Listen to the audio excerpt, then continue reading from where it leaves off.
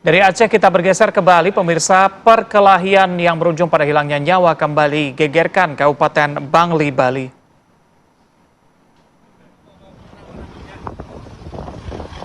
Perkelahian antara warga menewaskan dua orang warga dan juga satu orang terluka parah. Perkelahian yang terjadi melibatkan sesama warga di Banjar Tabu, Desa Songan, Kecamatan Kintamani. Akibat perselisihan masalah lahan yang digunakan oleh para tersangka tanpa seizin korban selaku pemilik lahan. Perkelahian antara tetangga menggunakan senjata tajam mengakibatkan dua korban. Pemilik lahan meninggal dunia akibat sabetan senjata tajam. Korban meninggal dunia atas nama I Ketut Kartawa dan Jero Sumadi. Sedangkan Iwayan Ruslan mengalami luka terbuka dengan patah tulang di siku kiri dan juga luka tusuk di perut. Hingga saat ini polisi telah mengamankan 3 orang warga dan telah ditetapkan sebagai tersangka dalam kejadian ini.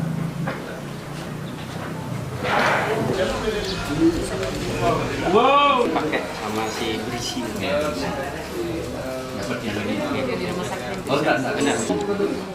Dan untuk mendalami kasus ini kita akan langsung bergabung dengan Kompol Dwi Puja Regama selaku Kapolsek Kintamani. Selamat pagi. Assalamualaikum Pak Kapolsek.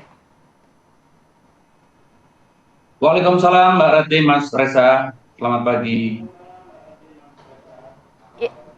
Baik Pak, dari pendalaman pihak kepolisian, sejumlah pelaku sudah ditetapkan sebagai tersangka. Ini bagaimana kronologi kejadian? Apakah memang sudah terlihat mana pihak yang salah? Karena kan kabarnya korban ini adalah pemilik lahan, Pak. Baik, jadi dapat kami informasikan, peristiwa ini berawal pada hari Minggu tanggal 12 Oktober 2025, jadi sekira 07.46 WITA, terdapat obrolan via messenger ke dari akun Jero Sumadi ke akun tersangka Jero Mangku Arta, yang pada intinya mempertanyakan kenapa pelaku atau tersangka menyetop kendaraan Jeep yang melintas di lahan miliknya menuju ke salah satu spot foto yang mereka namai dengan Tabu Sunrise.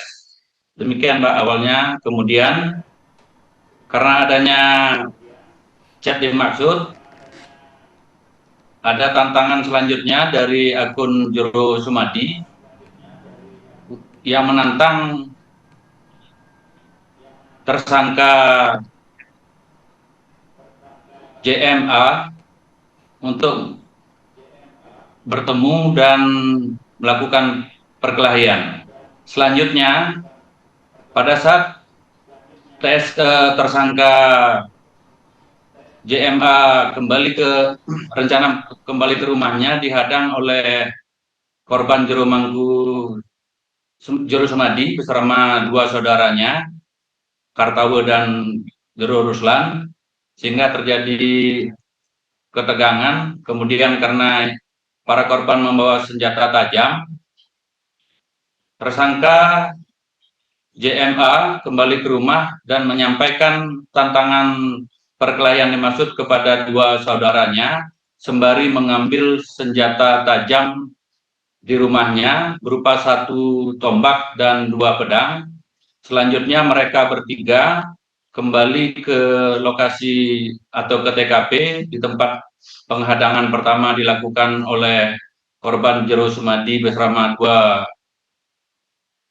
saudaranya juga, sehingga terjadi perkelahian yang menggunakan senjata tajam. Demikian Mbak awalnya kejadiannya. Baik Pak Kapolsek, ini kalau dari informasi yang sudah Anda dapatkan, sebenarnya permasalahan lahan ini sudah terjadi berapa lama sehingga mereka akhirnya bisa melakukan kekerasan ini? Baik, dapat kami informasikan juga bahwasannya para pelaku beserta keluarga ini ada 3 orang memiliki Jeep Tour.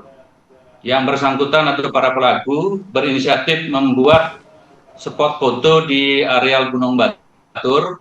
Selanjutnya, 2 bulan kemudian karena Jeep Tour ini melintasi atau melalui ladang dari keluarga para korban, sehingga para korban pun bergabung di komunitas Jeep Tour itu. Selanjutnya, sudah beroperasional sekira sebulan 2 bulan, namun ada beberapa warga masyarakat yang ladangnya juga dilintasi oleh Jeep Tour merasa keberatan, sehingga aktivitas kegiatan di spot foto dimaksud terhenti sudah sekira 6-7 bulan yang lalu.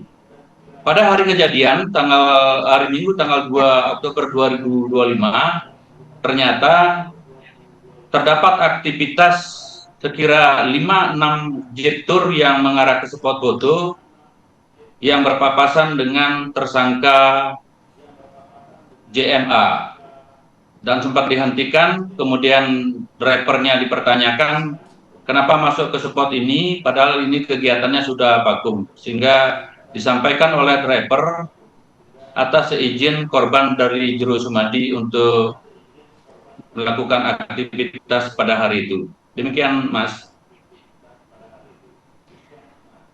Sejauh ini sebelum adanya tindakan kekerasan tersebut, Pak, apakah sudah ada komunikasi, mediasi yang dalam arti untuk mencapai kesepakatan bersama? Karena kan pemilik lahan mungkin merasa tidak mendapatkan keuntungan dari spot foto yang ada saat itu. Sebenarnya di awalnya antara para pelaku dan keluarga korban ini sudah sempat membentuk komunitas Jeep Tour yang melibatkan beberapa komunitas Jeep Tour yang berada di seputaran Kintamani. Dan sempat juga korban Jero Sumadi ditunjuk atau dipilih sebagai ketuanya. Sedangkan JMA, pelaku atau tersangka JMA, ditunjuk sebagai wakil ketuanya. Jadi kegiatan ini terhenti memang semata-mata karena adanya beberapa warga yang lahannya atau ladangnya dijadikan jalan yang merasa keberatan. Di antara mereka berdua sebenarnya tidak ada permasalahan yang krusial sebelum kejadian. Demikian, Mbak. Oke, Pak Kapolsek, sebenarnya untuk membuat spot foto tersendiri seharusnya izinnya seperti apa? Apakah bisa dibilang bahwa sebenarnya ini tidak ada izin juga begitu dari kedua belah pihak?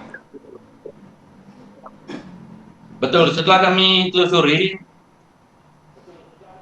memang spot foto itu ada di seputaran lereng Gunung Batur, yang lahannya berada di lahannya pelaku JMA.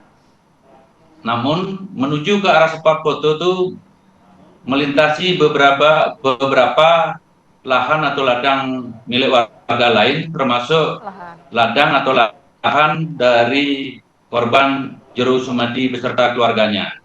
Demikian, Mas. Ya, nantinya dari konstruksi hukum akan dikenakan pasal berapa, Pak? Jadi pasal yang disangkakan untuk pelaku atau tersangka utama atas nama JMA, tersangka dijerat dengan pasal 338 KUHP junto pasal 55 ayat 1 ke 1 KUHP. Subsidiar pasal 170 ayat 2 ke 3 KUHP dan atau pasal 351 ayat 2 KUHP dengan ancaman hukuman maksimal 15 atau 12 tahun penjara. Kemudian terhadap tersangka IJW dan INB yang merupakan saudara kandung dari pelaku utama disangkakan pasal premier 338 KUHP junto 55 ayat 1 ke 1 KUHP, subsidiar pasal 170 ayat 2 ke 3 KUHP dengan ancaman hukuman maksimal 15 dan 12 atau 12 tahun penjara juga. Demikian, Mbak. Baik, terima kasih Kompol Dwi Puja Regama, Kapolsek Kintamani. Selamat pagi. Selamat.